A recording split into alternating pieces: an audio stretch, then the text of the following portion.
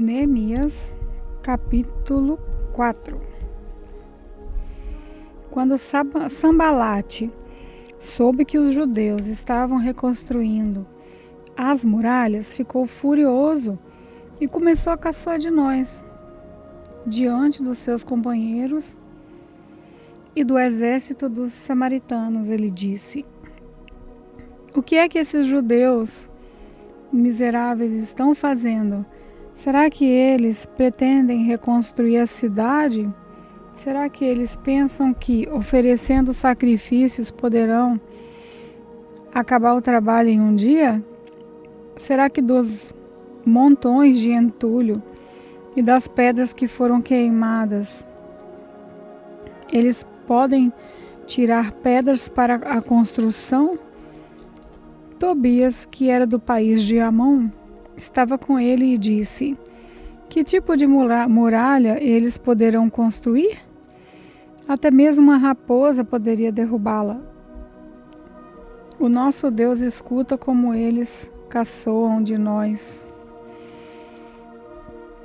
Faz que a zombaria caia sobre a cabeça deles mesmos. Que tudo que eles têm seja roubado e que eles sejam levados prisioneiros para uma terra estrangeira. Não perdoes o mal que eles fazem e não esqueças os seus pecados, pois insultaram a nós que estamos construindo." Então continuamos a reconstruir a muralha e logo elas já estavam na metade da sua altura total, porque o povo estava animado para trabalhar.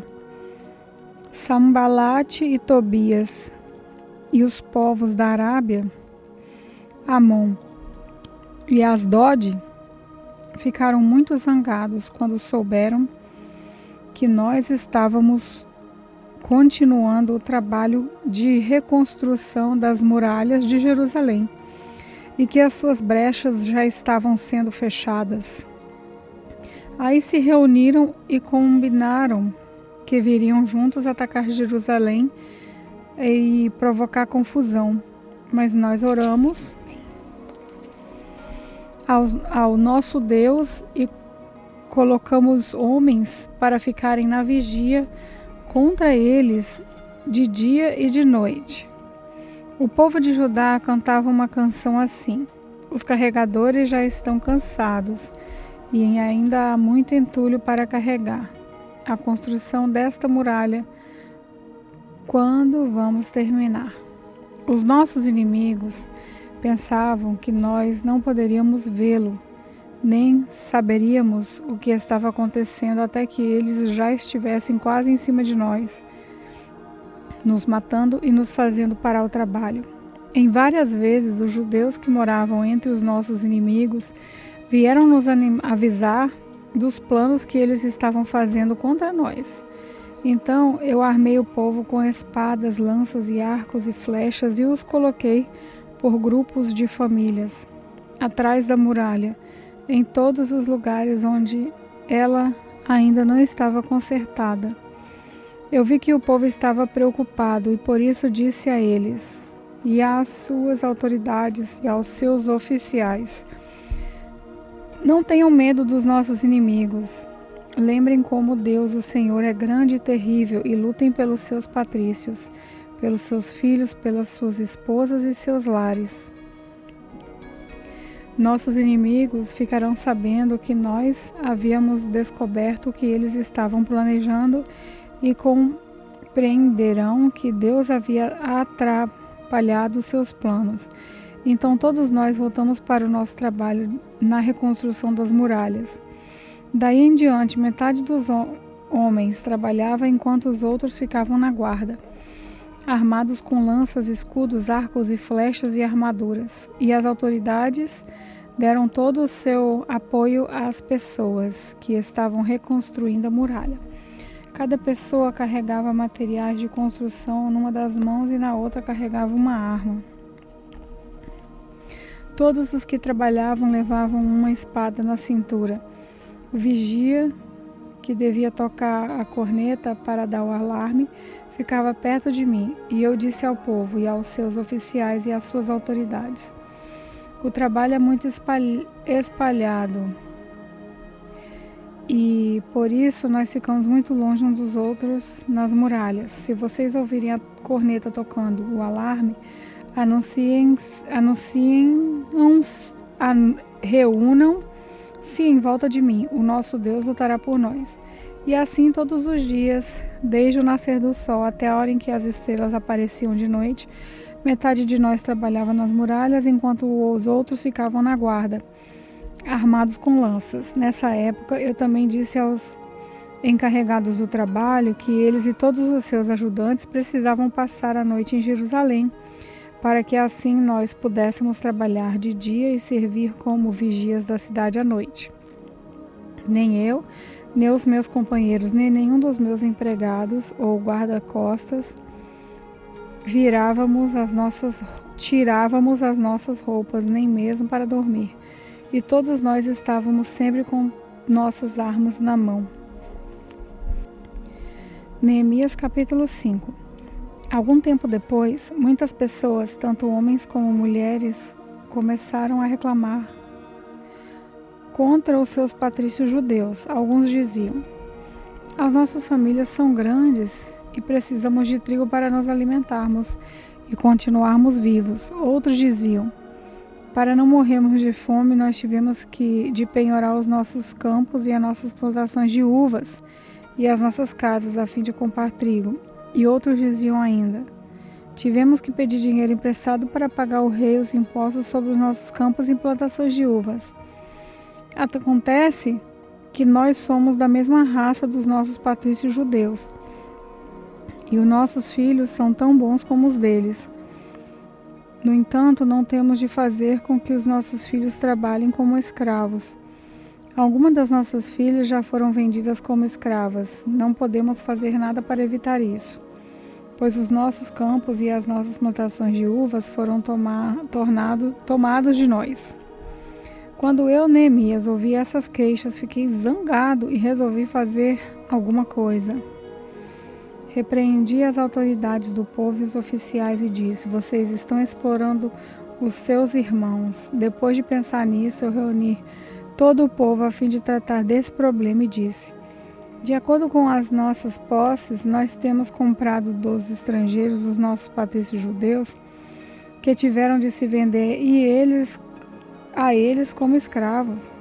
E agora vocês, que são judeus, estão forçando os seus próprios patrícios a se venderem a vocês?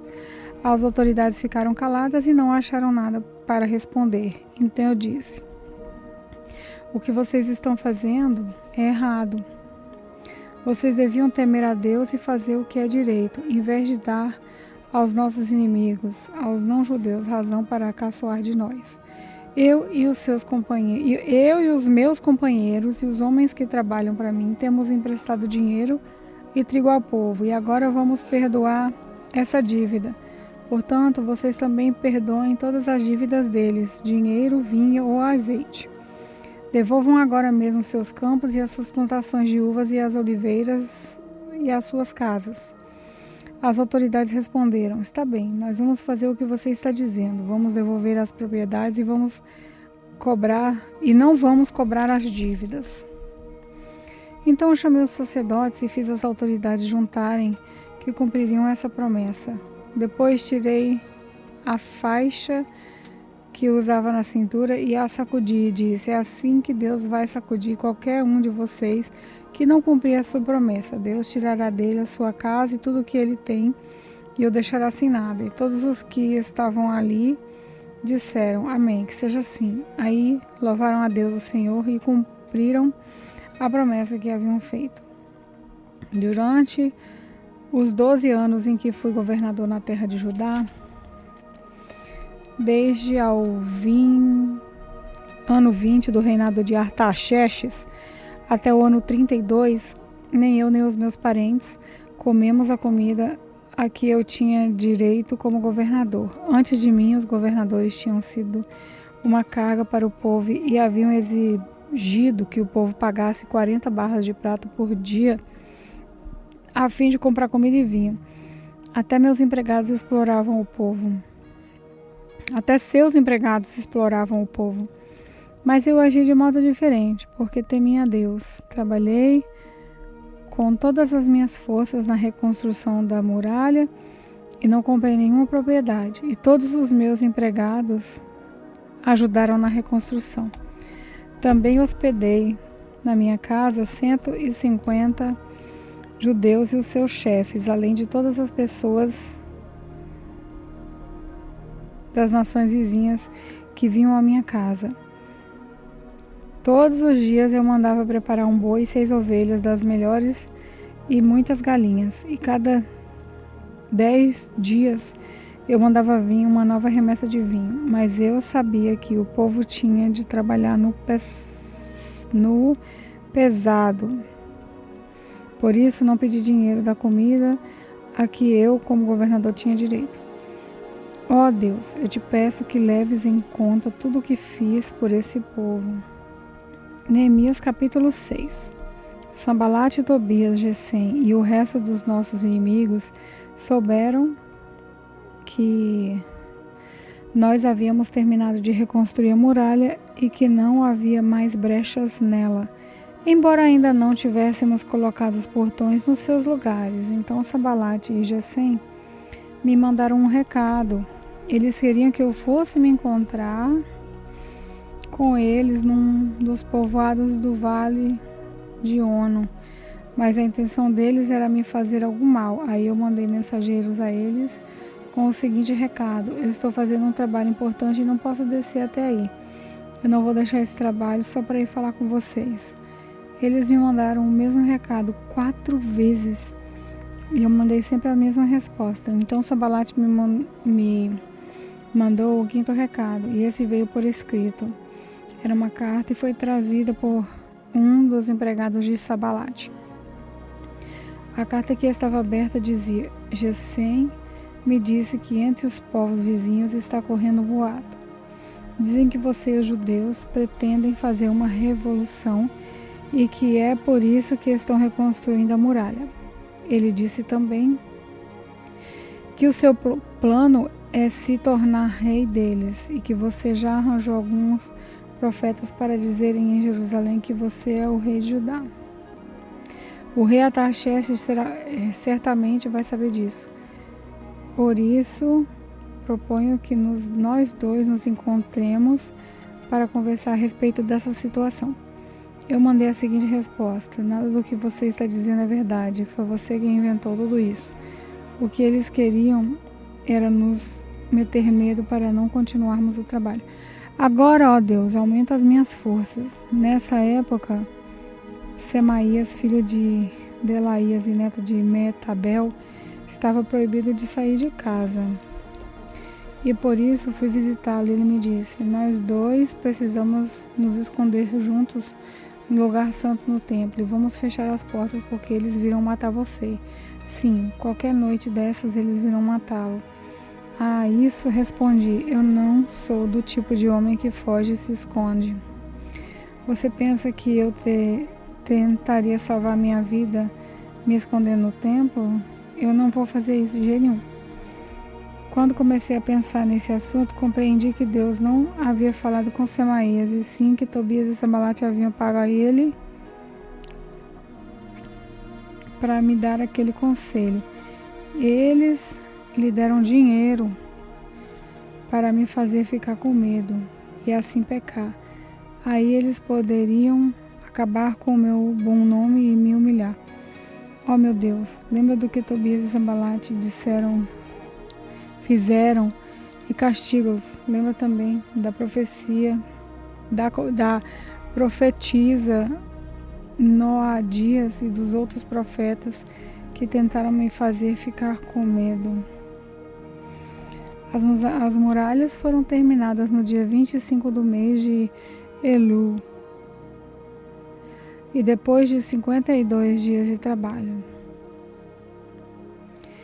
Então os nossos inimigos das nações vizinhas souberam disso e ficaram desmoralizados, porque todos ficaram sabendo que o trabalho havia sido feito com a ajuda do nosso Deus. Durante esse tempo, as autoridades dos judeus haviam escrito muitas cartas e Tobias a Tobias e haviam recebido várias cartas dele. Muita gente de Judá estava do lado de Tobias, porque ele era genro de um judeu chamado Secanias, filho de Ará. Além disso, o seu filho Joanã havia casado com a filha de Mesulã, filho de Berequias. Na minha frente, falavam das boas coisas que Tobias havia feito e contavam a ele tudo o que eu dizia. E Tobias continuou a me mandar cartas para ver se conseguia me fazer ficar com medo.